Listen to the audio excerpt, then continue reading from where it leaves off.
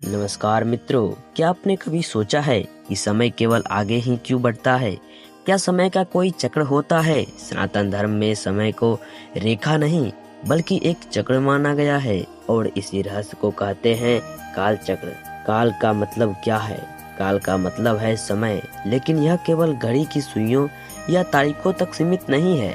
यह ब्रह्मांडीय शक्ति है जो सब कुछ बदल देती है।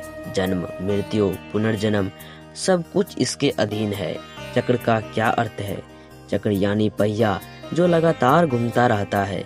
जैसे धरती सूरज के चारों ओर घूमती है, वैसे ही समय भी एक चक्र में घूमता रहता है। यही काल चक्र है, एक अनंत यात्रा। सनातन धर्म और काल चक्र का संबंध। सनातन धर्म के अनुसार समय स्थिर नहीं है, वह चक्रीय है। मतलब जो हो चुका है वही फिर से होगा एक नए रूप में, इसलिए युगों का दोहराव होता है। 4 युगों की व्याख्या। सनातन परंपरा के अनुसार समय 4 युगों में बटा है। पहला सत्य युग, दूसरा त्रेता युग, तीसरा द्वापर युग, चौथा कली युग। ये चारों मिलकर एक महायुग बनाते हैं। सत्य युग, सच्चाई का युग। यह युग सबसे पहला और सबसे पवित्र होता है। इसमें धर्म चारों पांवों पर खड़ा रहता है। लोग सच्चे, शांत और ईश्वर के भक्त होते हैं। दूसरा त्रेता युग, मर्यादा का युग। इस युग में धर्म 3 पैरों पर टिका रहता है। कुछ अधर्म प्रवेश करता है, लेकिन अच्छाई अब भी प्रबल रहती है। भगवान राम इसी युग में अवतरित हुए थे। तीसरा द्वापर युग, युग और अधर्म का संघर्ष। अब धर्म 2 पैरों पर खड़ा है। युद्ध, द्वेष और लाभ का जन्म होता है। भगवान श्री कृष्ण इसी युग में आए और महाभारत का युद्ध इसी युग में हुआ। चौथा और अंतिम युग, कली युग, धर्म और अधर्म का युग। यह वर्तमान युग है जिसमें धर्म का केवल एक पैर बचा है। अधर्म, पाखंड और स्वार्थ का बोलबाला है। फिर भी यही युग मोक्ष का सबसे बड़ा अवसर भी देता है। महायुग क्या होता है?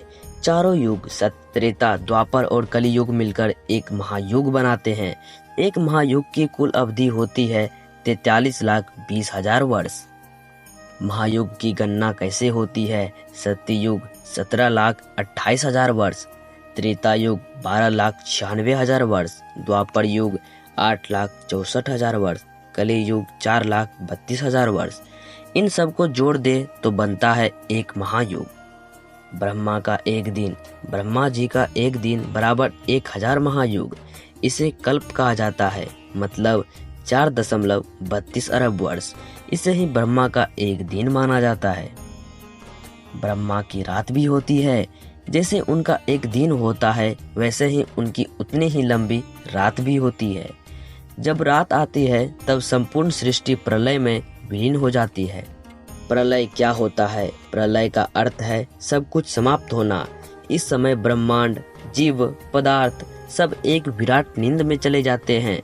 फिर से नई सृष्टि होती है। यही है काल चक्र का रहस्य। क्या काल चक्र भी रुकता है? नहीं, काल चक्र कभी नहीं रुकता। यह चक्र लगातार चलता रहता है। जैसे दिन के बाद रात आती है और फिर सुबह होती है। हर युग के अंत में नए युग की शुरुआत होती है। काल चक्र का उद्देश्य क्या है? इस चक्र का उद्देश्य है आत्मा का शुद्धिकरण। हर युग, हर जन्म, हर अनुभव आत्मा को मोक्ष की ओर ले जाता है। क्या हम काल चक्र से बाहर निकल सकते हैं? हाँ, मोक्ष पाकर आत्मा के इस चक्र से मुक्त हो सकती है। जब आत्मा सारे कर्मों से मुक्त हो जाती है, तब वह जन्म मरण के चक्र से बाहर निकल जाती है। वर्तमान समय में काल चक्र की स्थिति। हम कली युग में हैं। काल चक्र का अंतिम भाग। यह समय आत्मचिंतन, जागरूकता और सुधार का है। यहीं से मुक्ति का मार्ग भी शुरू होता है। निष्कर्ष, काल चक्र सिर्फ समय नहीं, एक चेतावनी है कि जीवन अनंत नहीं परंतु आत्मा अनंत है। यह ब्रह्मांडीय घड़ी हमें सिखाती है कि हर कर्म, हर सोच का परिणाम होता है।